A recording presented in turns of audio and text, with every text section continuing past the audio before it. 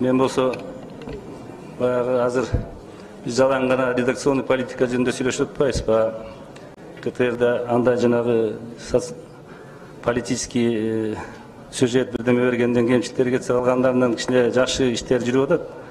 Мен просто баягы ишмердүүлүк жагынан бир нерсени айтат элем. Кичине каражат жетпей атып каналды көбөйтө берген бул да кичине бүдөмүк болуп калды. Кыска эле оюңузду айтыңыз, жакшы деп атабы же жаманбы?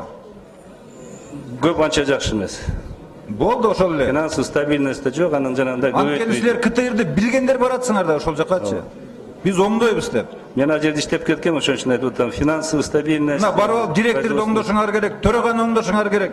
Жаман иштеп аткандарды. Так оюңарды айткылачы. Мен айтпайм, жетиштүү эмес.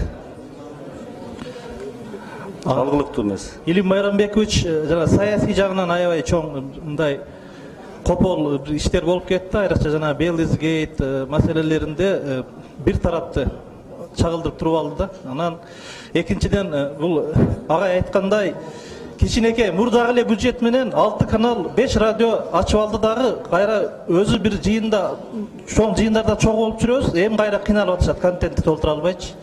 Ошо биринчи мүчөлүштүгү саясий мүчөлүш, анан экинчиси бюджетке карабай иш кылып алды да.